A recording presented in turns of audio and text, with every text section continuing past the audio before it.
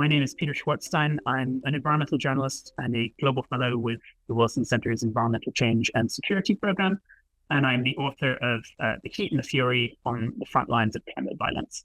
The Heat and the Fury is an attempt to kind of lay out to the casual reader, the average man or woman on the street, the nature of climate change's contribution to violence, but also the intensity of the violence that it's already fueling across the world. At the same time, however, by telling many more of the kind of human-centered stories at the heart of this issue, I'm hoping that this will be of use to many sort of fellow climate security practitioners, to many people who've been in this field a good deal longer than I have. So I felt for a while that there was a place for a book of this kind, something that was targeted at a non-expert audience, and a book that could help to answer what is perhaps one of the biggest and not yet sort of wholly well-answered question, which is precisely how do you get from climate stress X to bout of violence Y? And by spending many months, many years sort of delving at a kind of ground level into that particular question, I'm looking to, I hope, at least sort of part address one of the sort of gaping holes in the climate security literature. On the practical side, though, I also just felt that I had an enormous volume of unused material.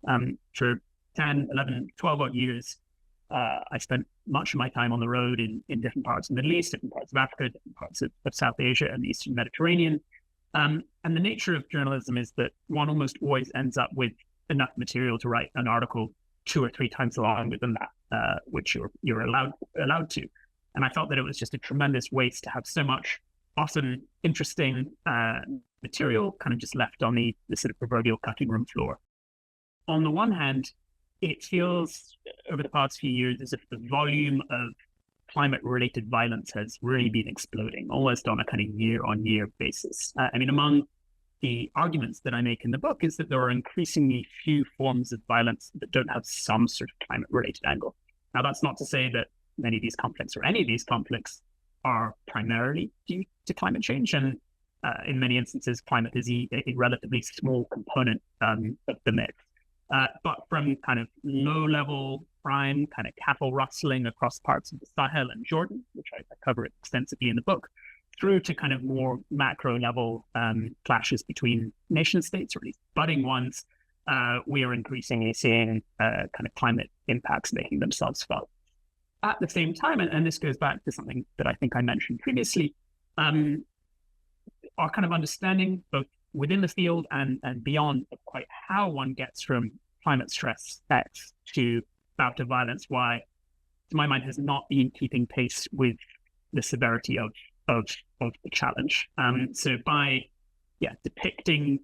or by kind of conducting much of the necessary groundwork, much of the necessary reporting, often in extremely complicated places over an extended period, I've been trying to kind of help fill that shortfall at a time where we really need that understanding more than ever before. One of the reasons, to my mind, that we have been perhaps systematically underestimating the destabilizing potential of climate change is because we haven't necessarily been grasping the ways in which climate change acts on other sources of instability. So, for example, in much of my work in Syria, I was constantly gripped by the corruption component. So, for example, many farmers who I interviewed over quite a few different trips to the country would tell me that drought had made their tolerance for kind of long-standing regime corruption kind of that bit kind of less viable. So, for example, these farmers had received endless kind of bribe-seeking, kind of kickback demands from officials, and yet at a time when their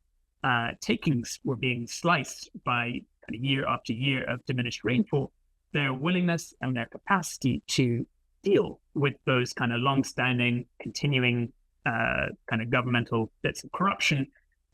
just sort of fell. So that's one point. The second is that various themes that are kind of cropping up continually in our kind of everyday discourse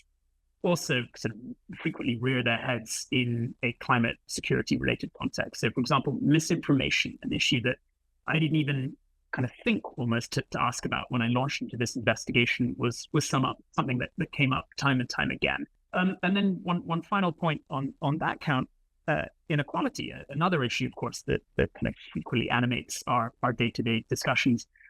is also something that cropped up time and time again in this climate security related context. So, for example, in much of my work in Iraq, where I was delving into the ways in which ISIS harnessed those kind of collapsing agricultural conditions to pad its ranks, I found that some of the communities where ISIS recruiters had enjoyed some of their greatest degrees of success were in kind of peri-urban communities, so kind of rural communities on the kind of urban periphery of cities like Mosul.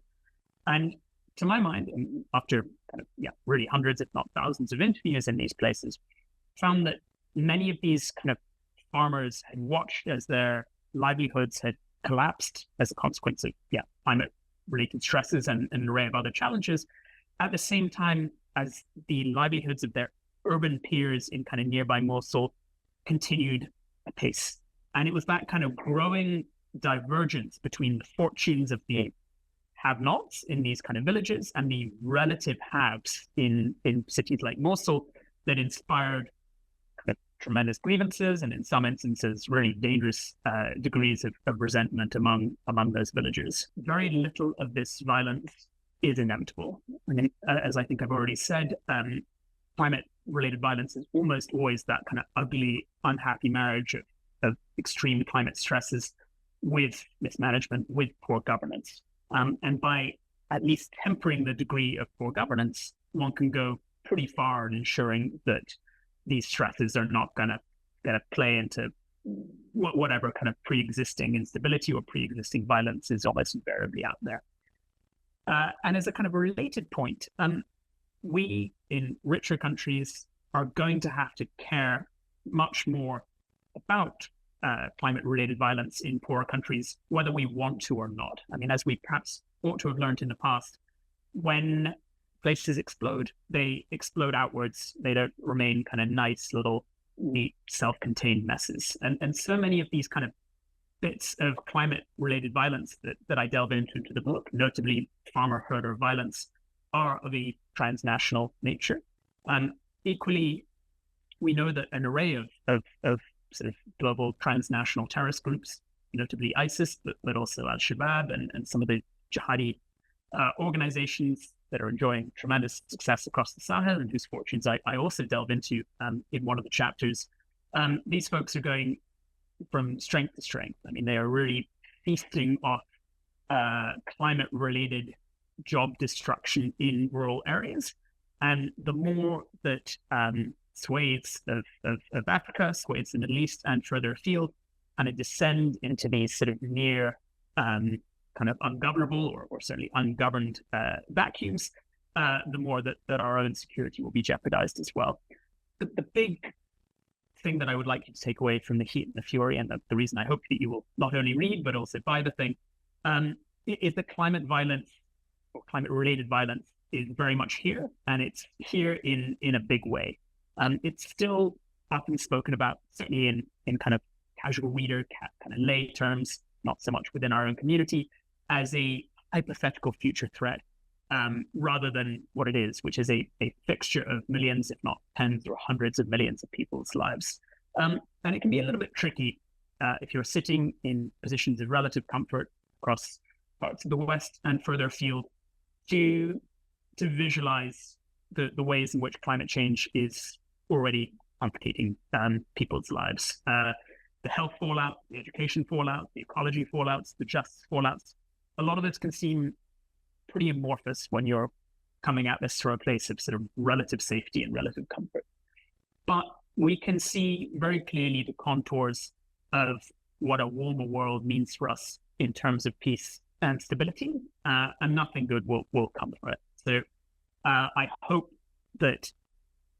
constituencies, that people who, for whatever reason, haven't necessarily been convinced of the need for possibly painful degrees of climate action will be convinced by the kind of violence-centered framework through which I come at things.